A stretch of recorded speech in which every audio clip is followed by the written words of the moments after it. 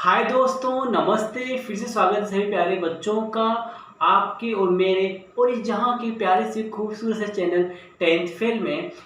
मैं लोकेश चौहान और अपना डिस्कशन करने वाले हैं खंडन। आपने लास्ट टाइम पढ़ चुका था मुगलन, अपना डिस्कशन करने वाले खंडन, क्योंकि हमारा जो टॉपिक चल रहा था वो चल रहा था प्रजनन। तो हम पढ़ने वाले हैं आज खंडन के बारे में। तो खंडन देखो क्या होता है कि ऐसी जीव होते हैं हाँ, जो समुद्री पौधे भी हो सकते हैं और समुद्री जंतु भी होते हैं, जिसमें क्या होता है कि उनके एक भाग के टूटने पर जब वो भाग परिपक्व हो जाता है और टूट जाता है तो दो या दो से अधिक नए जीवों में संतति में उत्पन्न हो जाते हैं। इसी को बोलते हैं खंडन। अब आता है क्वेश्चन, मोस्ट क्वेश्चन यही सर बच्चों कि खंडन विखंडन में अंतर क्या होता है।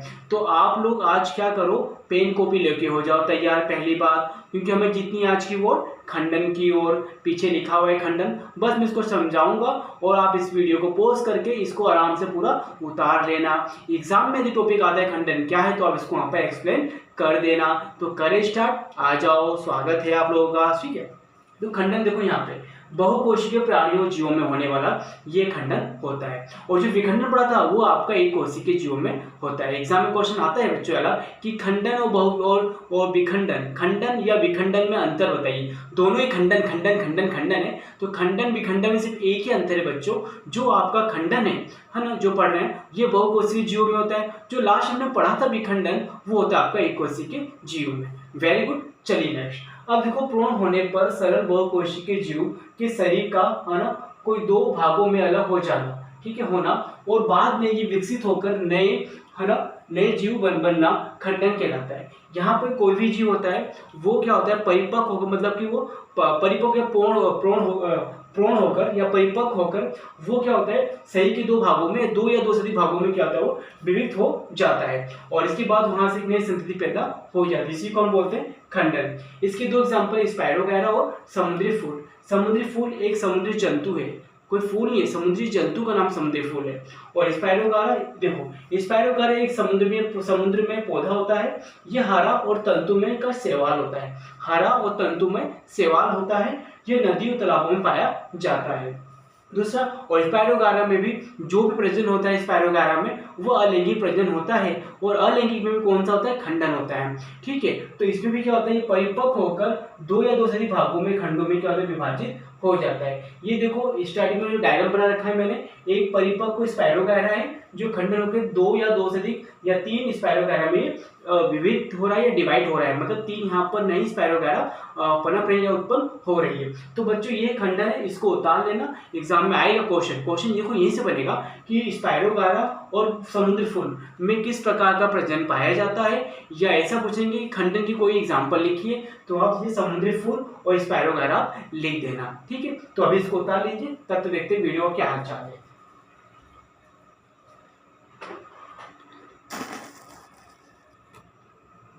तो दोस्तों मैंने यहाँ पर थोड़ा सा आपके लिए वापस कुछ लाया है। देखो हमने क्या किया, तो लास्ट में पढ़ा था खंडन, और हम पढ़ने वाले बीज का निर्माण।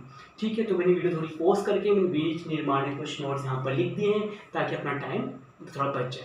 देखो बीज निर्माण में क्या होता है, आपने देखा होगा जो ब्रेड होती हैं, रोटियाँ होती हैं, जब आप इनको बाहर रखते हैं कुछ दिनों तक, तो इनमें देखना कुछ दिनों के बाद इनमें एक वाइट रंग के या ग्रीन रंग के काले काले इन पे कुछ मतलब कुछ जम जाते हैं, फफूंद टाइप के जम जाते हैं। ये सब क्या है, देखो बीज निर्माण का प्रोसेस होता है।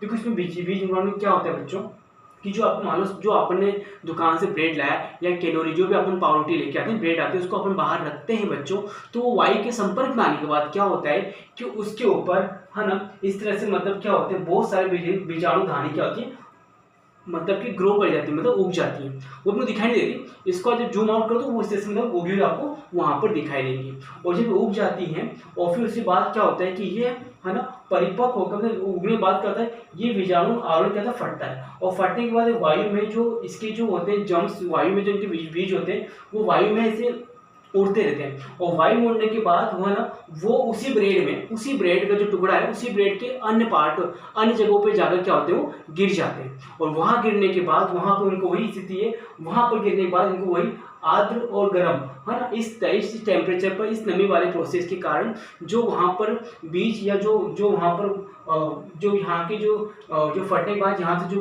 बीज अणु है जो बीज है यहाँ से वो बीज जब वहाँ जाके गिरते हैं तो वहाँ जाके ऐसे और बहुत सारे वहाँ पर क्या होते हैं बीज धानियाँ वहाँ पर उग जाती हैं। तो इस तरह से क्या होता है कि जो ब्रेड है उस ब्रेड में कुछ समय बाद पूरा ब्रेड धीरे धीरे क्या होता है काला पड़ जाता है, क्योंकि वो शुरुआत तो एक जगह से होती है, लेकिन वो क्या धीरे धीरे क्या होता है ग्रो करता है और फटने के बाद वो वायु के संपर्क में होने के बाद वायु के फ्लो में होने के साथ साथ वो ब्रेड के अन्य भागों में या उस कमरे के अंदर भी कुछ और भी रोटियां होंगी या कुछ और भी पार्ट्स होंगे खाने वाले खाद्य पदार्थ, वो उन पे जाके गिर जाता है और वहां जाके ग्रो करेगा और वहां पे भी उस तरह से बीजाणु धानियां उत्पन्न हो जाएंगी, बड़ी हो जाएंगी और वो भी वहां पे ग्रीन काला एक फफूंद पैदा हो जाएगा। इसी को बोलते हैं बीज निर्माण। तो मैंने एक लिख दिया यहाँ पर, ये एक कोशिका के साथ साथ बहुकोशिकीय जीवों में भी ये हो सकता है। और देखो इसमें क्या होता है कि इसकी एग्जांपल है राइजोपस, इसको होता है ब्रेड फफूंद, और दूसरा एग्जांपल है म्यूकस या अपुष्पीय पौधे जैसे मांस और फल। ये एग्जांपल भाई मेरे सबसे रिक्वेस्ट है आप लोग एग्जांपल तो याद कर लें इनके, ठीक है ना। तो यहाँ पर ब्रेड फफूंद, मांस फल जो अपुष्पीय पौधे हैं और म्यूकस इसके एग्जांपल हो गए। देखो बीजाणु निर्माण में जनक पौधा सैकड़ों सूक्ष्म इकाइयों को उत्पन्न करता है। इसमें जनक पौधा सैकड़ों सूक्ष्म इकाइयों को मतलब बहुत सारे बीजों को उत्पन्न करता है। दूसरा पॉइंट, जब बीजाणु आवरण फटता है, फट गया भैया, तो ये बीजाणु वायु में फैल जाते हैं और वायु के साथ ही मूवमेंट करते हैं। जब वायु है ना वायु वाहित जीवाणु अनुकूल परिस्थितियां आर्द्र और नरम गर्म स्थिति में संपर्क में अंकुरित होकर वहां पर नए पौधे को उत्पन्न करते हैं। तो इस प्रक्रिया से क्या होता है वो पूरा ब्रेड, एक ब्रेड से शुरुआत से पूरे ब्रेड में ये सब चीजें फैल जाती हैं और आसपास के खाद्य पदार्थ खराब हो सकते हैं। तो बच्चों ये है आपका बीज निर्माण। तो इसके आप इसके राइट डाउन, इसकी जो भी नोट्स है उसको लिख लो बच्चों, ये आपके हेल्पफुल होने वाले हैं, क्योंकि भैया हम मेहनत करेंगे तो आपको सक्सेस मिलेगी, हमारी मेहनत आपके लिए। तो अपना ध्यान रखना और हमेशा खुश रहना और हाँ अपने स्किल्स पे वर्क करना और माँ बाप को खुशियाँ बांटना। तब के लिए जय हिंद।